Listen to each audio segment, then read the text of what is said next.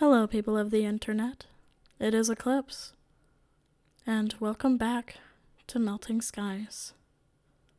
This is the last chapter that I'm going to be reading of Melting Skies. The finale, as you would. If you've enjoyed this story, please let me know in the comments. This story meant a lot to me, and I hope it was entertaining at the very least.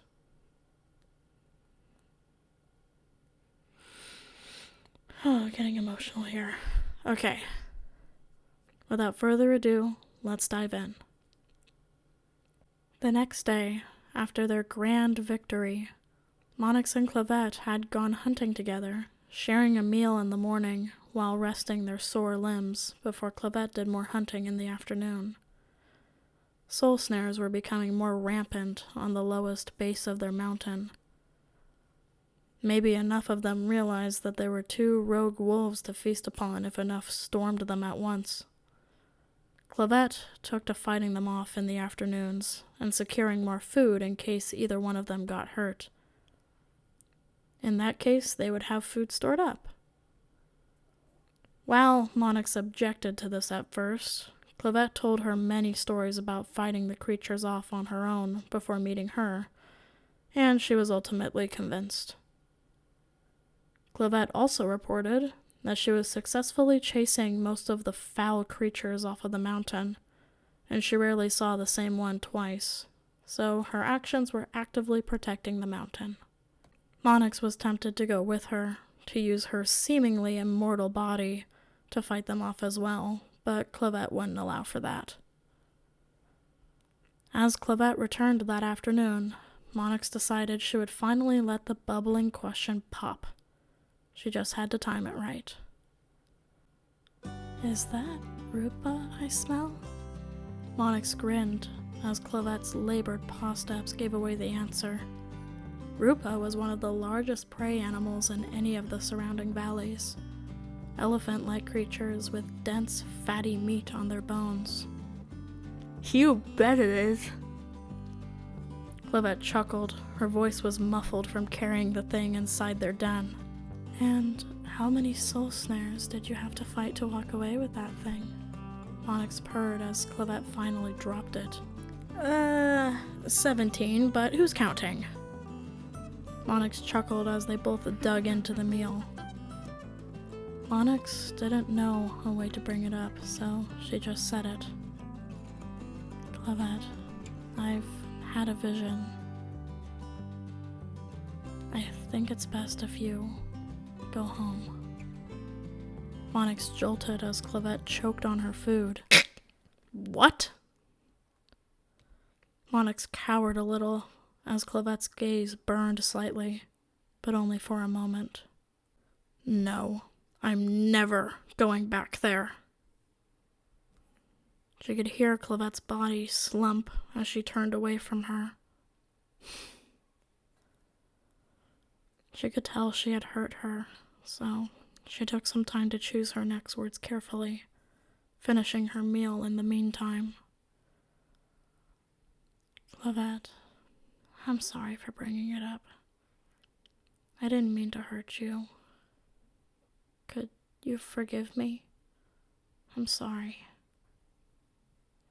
Monyx softly called to her from across the burrow. No, it's okay. I just hope you can forgive me for getting so angry. You know I don't like that place. Cluvette's head slowly slid around to face her as Monyx smiled a little. I'll forgive you if you forgive me and give me cuddles. Monyx blushed a little as Cluvette laughed. I don't know. That seems like a lot you're asking of me. The blind one could hear the smile in her voice. Oh, come over here, you goof. Monyx curled up in her nest, and Cluvette quickly joined her as they started to groom each other. Forget what I said, Cluvette. After all, I don't want you to leave. It was presented to me like an answer for a future question. But it might just be nothing, Either way, I knew it was going to keep bugging me until I told you.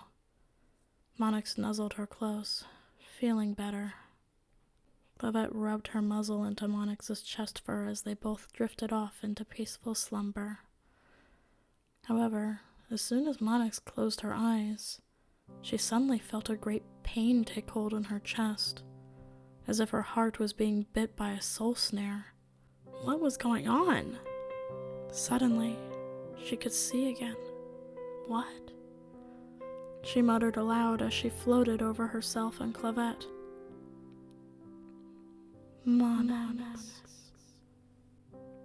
The dark-furred she-wolf spun around at the familiar voice and saw her. Lavari? What are you doing here? Monyx drew closer as Lavari sighed. I'm here to explain some things to you, Monyx. I've been watching over you ever since I died. I'm sorry if my voice, as well as the others, were overwhelming, but this time, your anomaly is going to work a little bit differently. Look closer at Cluvette. Monyx stood as told, looking closely at the beautiful ginger wolf next to her. She could faintly see her flanks, slowly rising and falling. Wait. Time. It's not frozen? Monyx turned back to her aunt. No, it's not. In this instance, time will move on without you. You are to wait for Cluvette to leave and go home. Monyx's heart bristled with anger. Why? I'm telling you why. Monyx, you were supposed to die here today. But you have yet to do one crucial thing. That is, to pass the curse onto a fresh child not yet born. So, you will be put back in your body forcefully. It will not be pleasant. But you will be stuck immortal until you find a vessel to pass it along to. There will be one where Cluvette will be going. Follow her there and pass it off. Then you can rest. Monyx's mind spun as Lavari explained. But what about Cluvette? I can't just leave her. She needs me. Monyx tried to cling to her love's rugged coat, but her time-locked body phased right through her. You don't need to worry about her.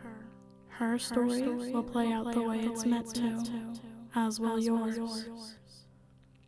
The blonde and tan queen stood behind Monyx calmly as she sniffed. How do you know so much about this? She turned to face her after a moment of grieving the loss of feeling her lover's warmth. Because... Lavari looked away from her for a moment, her face betraying her hidden thoughts. Because I was the one who gave you the curse.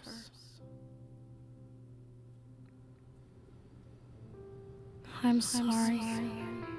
The voices forced me to. It's what was meant to be.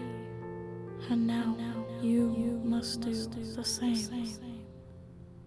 Monyx sighed and slumped over, her mind going numb from shock.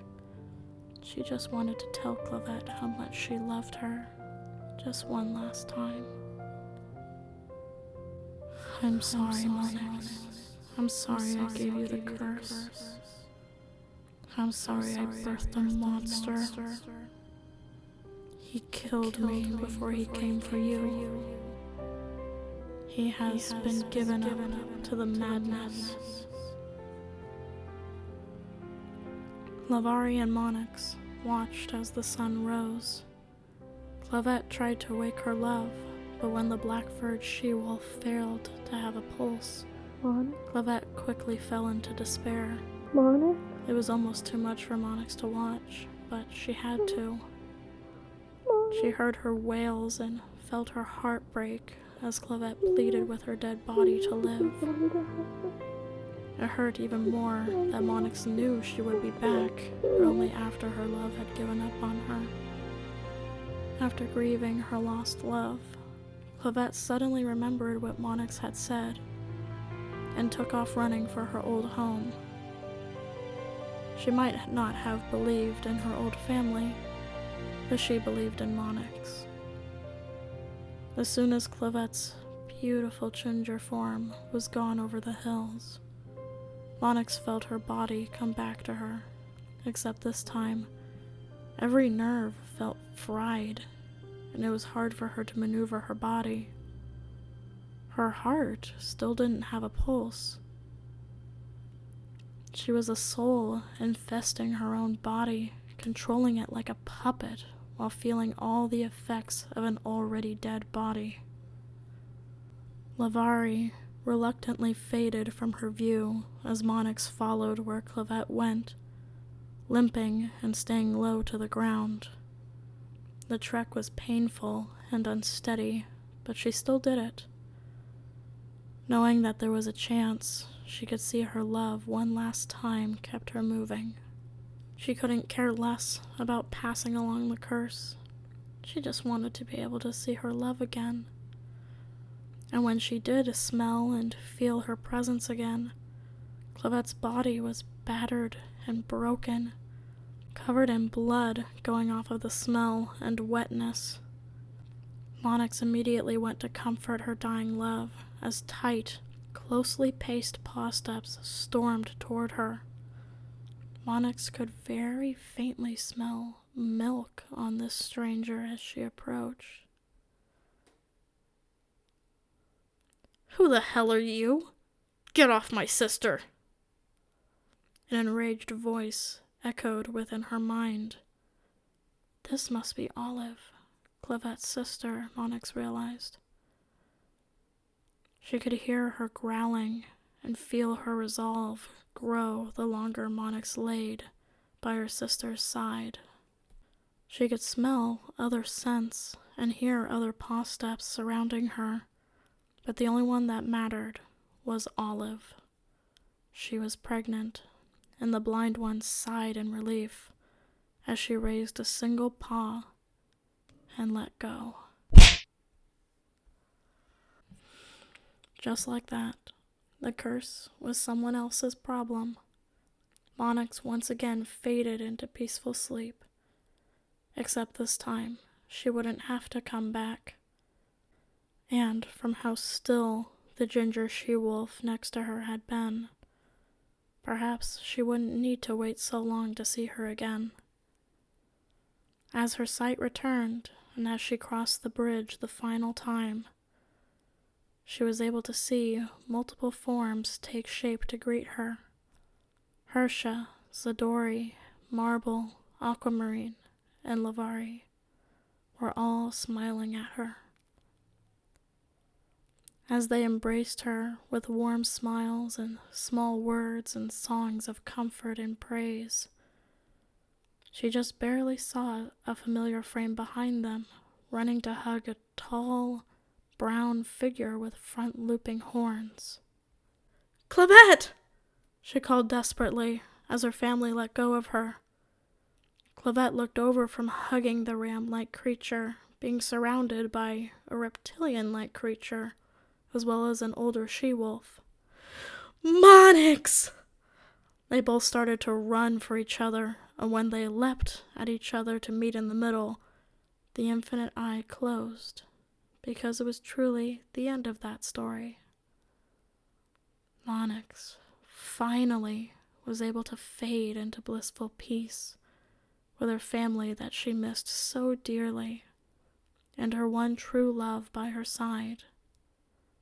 Now they could both fade into the infinite, with no pictures or written words to mark their infinite new adventures in the afterlife.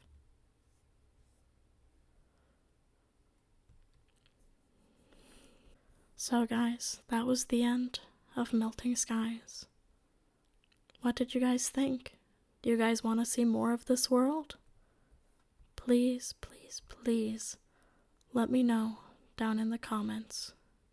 See you on the other side.